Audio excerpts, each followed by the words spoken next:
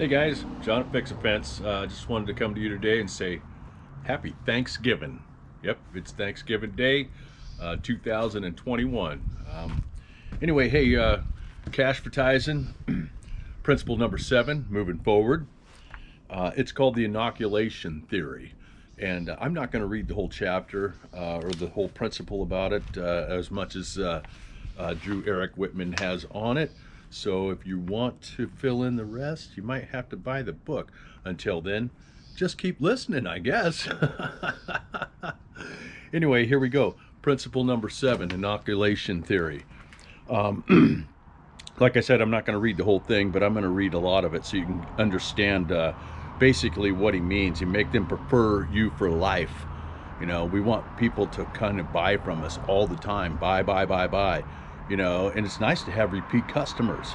So anyway, he says, when a German philosopher, he wrote, what does not kill me makes me stronger. He could have been talking about this next principle of consumer persuasion. Inoculation theory works in much of the same way as a vaccination. You'd get to prevent the flu. Let me explain. A vaccine consists of viruses that weaken using a process called cell culture adaptation. The virus is grown in chicken embryo cells, which changes the genes that tell the virus how to reproduce. This causes the virus to reproduce poorly in the human body. When injected into your arm, however, your body reacts as if the virus was full strength and quickly attacking and kills it. In doing so, and this is the important part, your body actually becomes stronger, resistant to that specific virus for the rest of your life. The inoculation theory works in a similar way. Developed by social psychologist and Yale professor William McGuire, the inoculation theory is used to reinforce consumers' existing attitudes toward a product or service by presenting a weak argument that tricks the consumer into defending his position and therefore strengthening his attitude. The 3 steps are: warn of an impending attack, make a weak attack, and encouraging a strong defense. Excuse me while I take a cup of coffee here and take a drink. Anyway, so yeah, warn of an impending attack. That's basically what goes on. Make a weak attack and encourage a strong defense. So he says the important consumer psychologists warn that your attack must be weak. Otherwise, you risk having an opposite effect and weakening or changing your prospects' attitudes. One way advertisers use inoculation is by publicizing their competitors' criticism of their company and turning them to their advantage in the form of weak attacks that, thanks to the inoculation theory, serve to reinforce and ensure their customers' loyalty. You know, so that's probably why a lot of people call people back, is because they've already inoculated them to, hey, this is why you need me for life. I mean, look at McDonald's. My goodness, man, we need those burgers every day. Every day we need those burgers.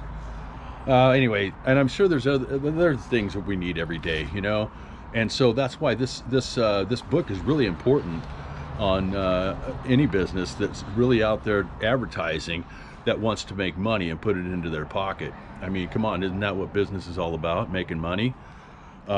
So anyway, so it goes on to say, how can you squash your competitors' sales arguments by launching a preemptive strike using inoculation theory? The key is to prep them in such a way so that their prospects process your competitors' claims through your filters. Like an auto body shop in the last example. Well, I didn't read it, see, so you're gonna have to find out what the auto body shop example it was. Anyway, so tell them what to look out for, what's good, what's bad, what's suspect. Doing so implies that you're so confident in what you sell that you're inviting a closer inspection. You want them to compare, you know, kind of like Burger King, McDonald's. I want to go to Burger King sometimes. I tell you what, some of those big fat, juicy bacon burgers, you know. I mean, sometimes I don't know. I really think the one that I like the most is by Jack in the Box. That big, fat, ultimate bacon cheeseburger. Come on, tell me. Come on. It's got mayonnaise and ketchup. And, oh, man, it's so ooey gooey. I love it. Anyway. So he says, and I don't want to use the term customer advocate lightly. The fact is that you're providing legitimate information, and well, we trust that you are. Then advertising becomes more than just a business shouting, me, buy from me. You're actually providing a helpful service that, assuming the product or service is truly better, will translate in additional business and tremendous product and public goodwill. Kind of like me bringing this book to you. You know, I mean, I'm doing my best, and it's not about me. You know, if you guys are listening to this and getting anything out of it, well, then actually it's about you then, huh?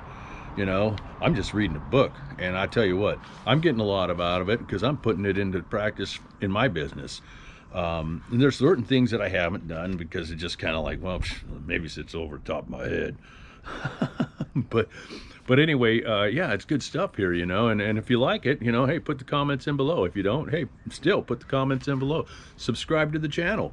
Anyway, so I'm going to read this last little bit before we get into Principle 8 and before I, you know, stop here at Principle 8 and move on. But it says, are you a pizza shop? Our competitors, did I just spit in your face? I'm sorry. Forgive me. Anyway, it says, are you a pizza shop? Our competitors tell you they use fresh mozzarella, but they don't tell you that they buy it pre-shredded in big plastic bags. At Polly's Pizza, we hand shred our mozzarella every morning. Our competitors offer you a choice of thin, crispy, deep dish Sicilian, but they don't tell you that they buy their dough in hard frozen balls thawed out the night before. At Polly's Pizza, we make the dough fresh every single day. Our competitors tell you how convenient their home delivery service is, but they don't tell you that the average delivery time is over an hour. Polly's Pizza delivers in 28 minutes, or your pizza's free. I've never heard of Polly's Pizza. Domino's, yeah, and they did that. They do a good job at that. Think about that, man. How many of you gotten a free pizza out of Domino's? Raise your hand. Ads similar to these create more critical consumers than predisposed to your products. This Ralph Nader approach builds great trust and credibility. Take a real hard look at what you're selling. What do you do better, faster, easier?